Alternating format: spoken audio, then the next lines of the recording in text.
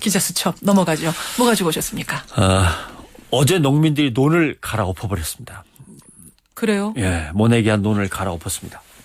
봄가뭄이 심해서 다른 때보다 훨씬 굉장히 힘들게 모내기한 논일 텐데 갈아엎었어요. 그렇죠. 지금 절기로는 썰의 시침이라는 걸 할 때거든요. 이제 모내기를 무사히 잘 끝내서 더는 썰애를 사용하지 않게 됐다. 자축하는 의미의 행사를 하는 그런 시기입니다. 예. 근데 이제 잔치는커녕 자식 같은 논을 갈아엎는 거죠. 쌀 개방 문제 때문입니까? 네, 내년부터 쌀 수입을 전면 개방하기로 한 정부를 향해서 농심이 폭발했습니다.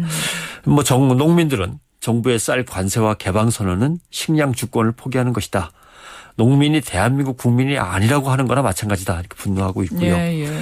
사실 농민들은 할 만큼 했습니다. 죽도록 농사 지었고 삭발 농성도 해봤고 피 같은 쌀을 뿌리면서 고함도 쳐봤고 고추 마늘 불태워보기도 했고 애지중지하던 소들을 서울로 끌고 와서 소들과 함께 주저앉아서 울기도 해봤고 참 이 농촌 개방, 농업 개방 때문에 참 많은 일을 했죠. 그렇죠. 사실은요, 정부도 20년 동안 이제 전면 개방을 막으면서 압력이 있음에도 막으면서 의무 수입으로 대체하며 어렵게 끌고 왔어요. 예. 그렇기 때문에 지금 전면 개방 불가피하다, 난처하다라고 하는 입장을 모르는 건 아닙니다. 이해를 못하는 건 아니지만 이것을 왜 슬기롭게 어떤 합의를 이끌어가면서 끌어내지 못했는가. 그 점이 아쉬워요. 일본과 필리핀 얘기를 자꾸 하게 되는 건데 일본도 결국 쌀 관세화를 했습니다. 그렇죠. 쌀 개방 유예 기간 2년을 남겨놓고 일본도 고민을 했죠. 차라리 조기 개방하는 게 낫지 않겠냐. 결국 농민과 국민 대표, 국회 이런 사회적 논의기구를 만들었습니다. 3자가. 네. 그래서 합의를 이끌어냈어요. 그렇게 하자. 이랬던 것이고 일본. 필리핀은 정부가 쌀 협상하는 과정에 농민 대표가 아예 참석을 했습니다. 그래서 투명하게 진행이 됐고 결과는 쌀 관세와 의무를 유예시키자라는 쪽으로 또 다른 쪽으로 결론이 났습니다. 그러나 어느 쪽이든 간에 투명한 과정을 거치면서 국민적 합의를 서서히 이루어냈다. 그래서 갈등과 후유증을 최소화시켰다는 게 이제 특징이죠. 이런 부분에 대해서 우리도 좀 생각을 해봐야 되겠고. 근데 우리는 꼭 논의 과정에 농민만 배제된 채 정부가 일방 독주한다. 이게 이제 농민들의 불만이고요.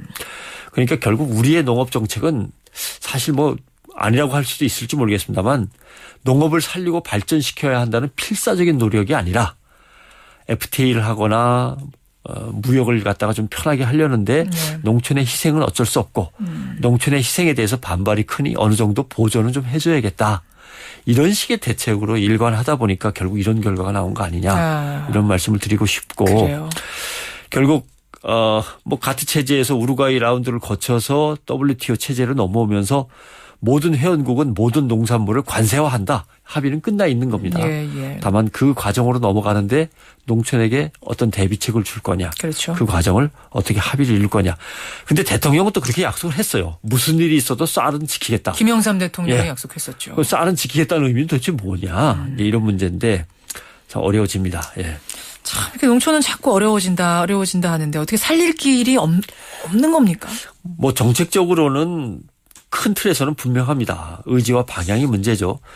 농민이 땀 흘린 결실이 중간 유통 과정에서 다른 사람들한테 새나가지 않도록 유통의 주도권을 생산자인 농민한테 일단 더 옮겨가야 된다고 하는 거 하고 고부가가치 농업 생산 체계는 지금 계속해서 발전시켜 나가야 된다. 그건 분명합니다. 그리고 이러려면은 농업에 쏟는 예산 자체가 국가 예산이 늘어나면 농업 예산도 조금은 늘어나야죠.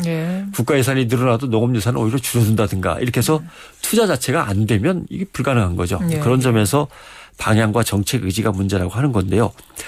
통계청 자료를 보면 농가당 평균 소득이 2006년에 3,230만 원이었거든요. 2012년에는 3,100만 원으로 떨어졌습니다. 떨어졌어요. 2006년 1인당 평균 농가 소득을 보면 1인당 평균 전국 가계소득에 비해서 한 105.9%는 됐어요. 근데 2012년에는 81%로 떨어졌습니다. 평균이 안 된다는 얘기네요. 그러니까 대한민국 평균 벌이보다 한참 밑으로 지금 농촌에서 내려가 있는 거죠. 그렇군요. 이런 점에서 농촌에 대한 투자 더 해야 된다. 그리고 적어도 농업에 대한 예산을 정부가 더 확보해서 뭔가 발전을 위한 노력을 해야 된다. 예. 국회의원 평균 소득이나 공무원 평균 연봉이 이렇게 100에서 80으로 떨어졌으면 가만히 있겠어요. 그렇죠. 뭐 국회의원 공무원 할 것도 없이요. 우리 회사원들도 이렇게 떨어지기만 한다 이러면 가만히 있을 사람들이 없을 텐데 그렇습니다. 왜 농민들한테는 가만히 있으라고 하는 건가? 희생을 강요하는 건가? 그런 거죠. 네. 우리가 좀 국민들이 함께 나서서 도울 일은 없겠습니까? 당연히 도와야 됩니다. 우리나라 식탁의 우리 농산물 비율은 23% 선밖에 안 됩니다. 나머지는 글로벌이라는 이름으로 잔뜩 들어와 있는 외국 식품들입니다. 23% 선까지 떨어졌어요. 예. 뭐라 알지도 못하는 꼬부랑 글씨로 써 있는 그 엉터리 투성이의 중국 대륙에서 길러냈다는 음식 먹거리들 또는 다른 나라에서 수입된 먹거리들보다는 가능한 한 우리 것을 좀 먹자라고 하는 운동을 벌여야겠죠. 우리 게 조금 비싸다 보니까 자꾸 좀 싼 있습니다. 거를 선택하게 되는 경향도 주부들이 있거든요. 근데 위험성은 그만큼 큰데도 말이죠. 가격이 조금 싸고 포장 잘 돼 있고 또 에어컨 시원하게 나오는 재벌들 대형마트에 가서 한꺼번에 사는 게 시원하고 편하다고 한꺼번에 그냥 왕창 사서 집에다 재워놓지 마시고 제철에 제때에 우리 먹거리를 사 먹자 하는 말씀을 드리고 싶고요. 농업은 농촌에서 농번기에 하는 일이 절대 아닙니다. 국민이 매일매일 하는 일이 농업입니다. 누구나 하루 세끼 먹고 그 세끼를 먹기 위해서 일하지 않습니까? 그렇죠. 그 세끼 먹거리를 대는 농업이 사회의 저쪽 한 부분은 결코 아닙니다.